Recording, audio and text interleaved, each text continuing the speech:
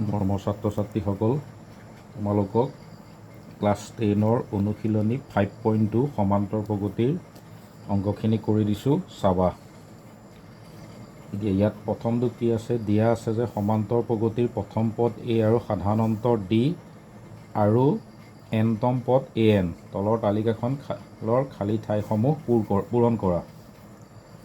1 নম্বৰটোত দিয়া আছে a মান 7, d মান 3, n ৰ মান 8, an উলিয়াব লাগে। তেতিয়াহ'লে আমি জানো সূত্ৰটো an = a + n - 1 × d।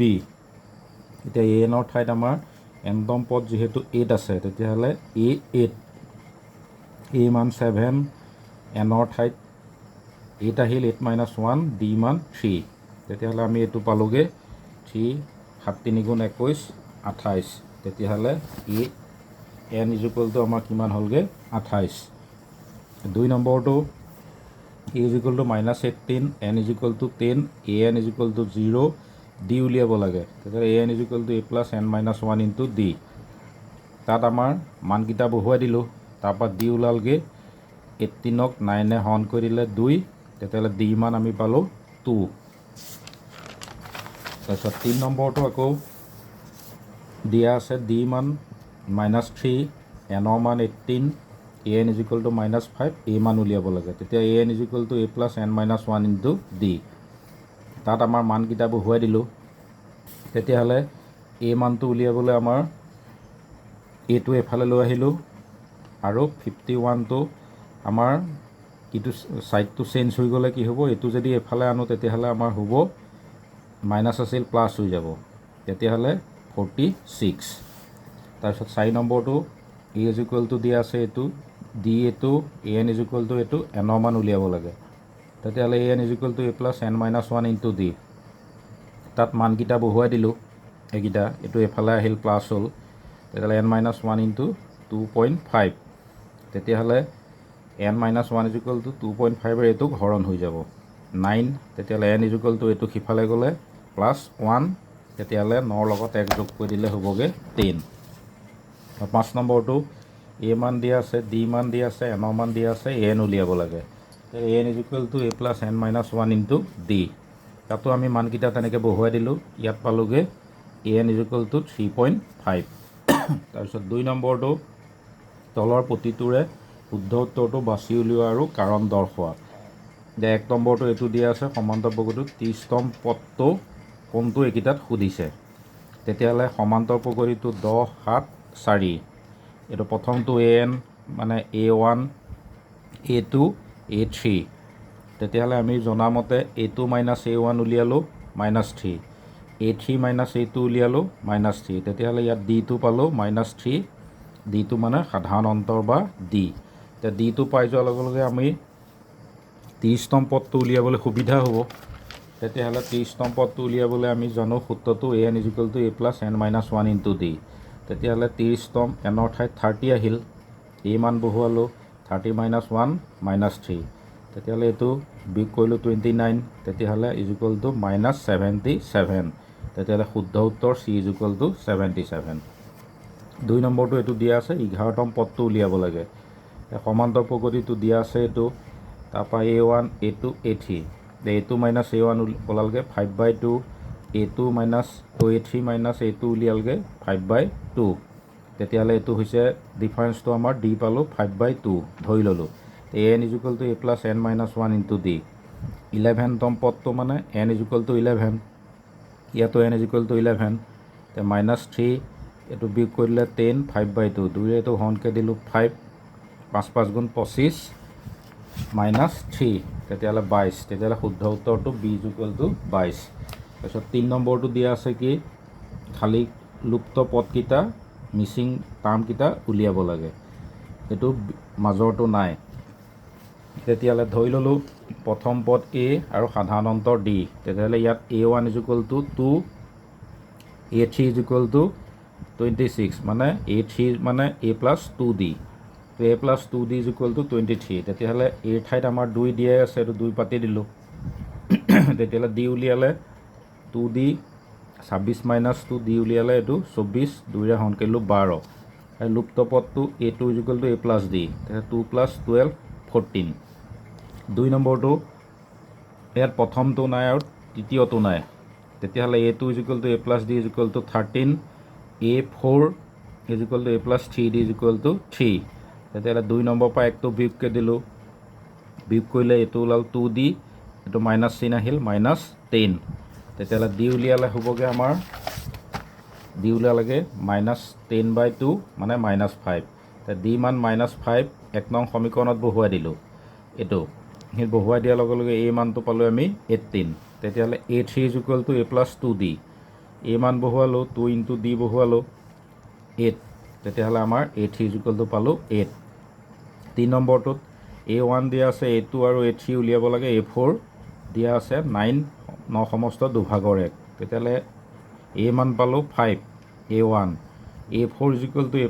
+ 3d = 9 সমস্ত দুভাগৰ 1 তেতিয়াহ'লে ইয়াত a মান পালোঁ 5 আমি এইখিনি বহুৱাই দিলোঁ 3d 19/2 3d উলিয়ালে 5টো এফালে বিয়োগ হৈ গ'ল 5 × 2 = 10 19 বিয়োগ 10/2 তেতিয়াহ'লে 9/2 d উলিয়ালে 3ৰে এইটো হৰণ হৈ গ'ল 3 3 কটাকটি গ'ল 9 তিনিবাৰ ওপৰত 3/2 তেতিয়াহ'লে a2 = a + d 5 + 3/2 তেতিয়াহ'লে এইটো আমি লসাগু উলিয়ালোঁ উলিয়াই কৰিলোঁ 13/2 তেতিয়াহ'লে a3 = আকৌ কি হ'ব a + 2d 5 × 2 5 + 2 × d তেতিয়াহ'লে 2 2 কটাকটি গ'ল 3 5 3 8 4 নম্বৰটো আকৌ এইটো তেতিয়াহ'লে a মান দিয়া আছে আৰু 6 দিয়া আছে a6 = 6 তেতিয়াহ'লে a মান -4 5d 6 তেতিয়াহ'লে 5d উলিয়ালে এইটো ইফালে গ'লে প্লাছ হৈ গ'ল তেতিয়াহ'লে 10/5 2 তেতিয়াহ'লে a2 = a + d -4 + 2 -2 a3 = a + 2d ইয়াত মান বহুৱাই দিলোঁ এইটো পালোঁ 0 a4 a + 3d এইটো পাতি দিলোঁ আমাৰ হ'লগৈ 2 a5 a + 4d এইটো পাতলোগৈ আমি 4 তেতিয়াহ'লে 4 নম্বৰটো হ'ল 5 নম্বৰটো দিয়া আছে আকৌ এইটো তেতিয়াহ'লে ইয়াত a2 মান দিয়া আছে a + d = 38 আৰু a6 = দিয়া আছে a + 5d = -22 2 পৰা 1 বিয়োগকৈ দিলোঁ বিয়োগ কৰিলে এইটো মাইনাছ হৈ গ'ল 4d এইটো মাইনাছ চিন আহিল -60 d উলিয়ালে 4s -60 হৰণকৈ দিলোঁ 15 তেতিয়াহ'লে -15 তেতিয়াহ'লে d মান 1 নঙত বহুৱাই দিলোঁ এইটো a = পালোগৈ 53 তেতিয়াহ'লে a = 53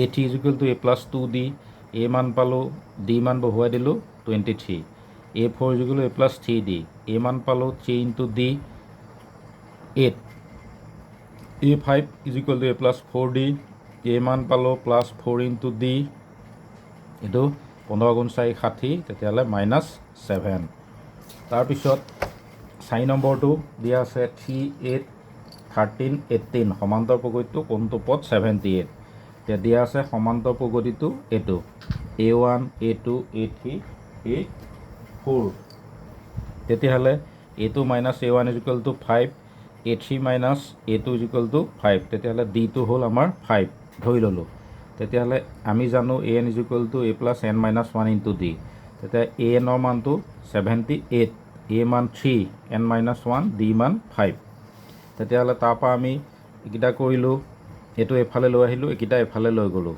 তেতিয়াহ'লে এইটো -3 n - 1 5ৰে এইটো হৰণকৈ দিলোঁ 15 এতিয়া n - 1 = 15 n = 15 প্লাছ এইটো ইফালে গ'লে +1 হৈ গ'ল 16 তেতিয়াহ'লে 16তম পদটো হৈছে 78 তাৰপিছত আমাৰ 5 নম্বৰটো তলৰ কোনটো সমান্তৰ প্ৰগতিৰ পদৰ সংখ্যা নিৰ্ণয় কৰা প্ৰতিটো সমান্তৰ প্ৰগতি তেতিয়াহ'লে এইটো দিয়া আছিল দিয়া আছে সমান্তৰ প্ৰগতিটো এইটো তেতিয়াহ'লে a1 7 a2 13 a3 = 19 an = 205 এতিয়া a2 - a1 = 6 a3 - a2 = b কৰি দিলোঁ 6 তেতিয়াহ'লে এইটো আমাৰ d 6 পালোঁ 6 = d তেতিয়াহ'লে সূত্ৰমতে n = a + n - 1 × d তাত আমি মানকেইটা বহুৱাই দিলোঁ তেতিয়াহ'লে 6n - 1 এইটো এইফালে আহিলে মাইনাছ হৈ গ'ল 205ৰ পৰা -7 বিয়োগ কৰিলোঁ এতিয়া n - 1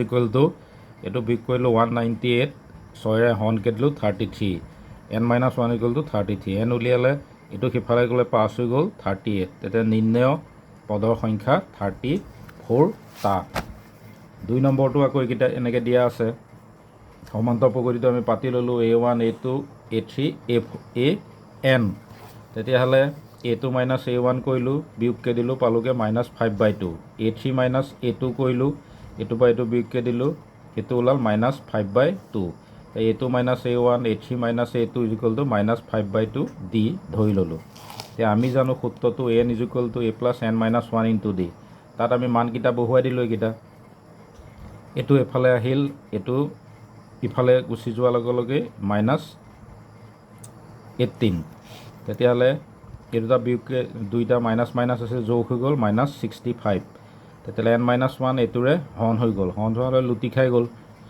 যোৱাৰ লগে লগে এইটো পালোঁ 13 × 2 26 মাইনাছে মাইনাছে প্লাছ n উলিয়ালে এইটো সিফালে গ'লে প্লাছ হৈ গ'ল 27 তেতিয়াহ'লে নিৰ্ণয় সমান্তৰ প্ৰগতিটোৰ পদৰ সংখ্যা 27টা তাৰপিছত 6 নম্বৰটো দিয়া আছে 11852 এই সমান্তৰ প্ৰগতিটো -150 সংখ্যাটো কোনটো এটা পদ হ'ব পাৰে নে পৰীক্ষা কৰা কোনো এটা পদ হ'ব পাৰে নাই তেতিয়া দিয়া আছে আমি এইটো a1 a2 a3 a4 পাতি ল'লোঁ a2 - a1 = -3 a3 - a2 = -3 a4 - a3 = -3 তেতিয়াহ'লে এতিয়া -3 দি ধৰি ল'লোঁ তেতিয়া n = a + n - 1 * d ইয়াত এতিয়া আমি মানকেইটা বহুৱাই দিলোঁ এইটো এফালে ৰাখিলোঁ এইটো এফালে গ'লে মাইনাছ তেতিয়াহ'লে 11 -11 - 150 = 161 তেতিয়াহ'লে -3ৰে হৰণ কৰিলোঁ মাইনাছ মাইনাছ কটা কটি গ'ল 161/3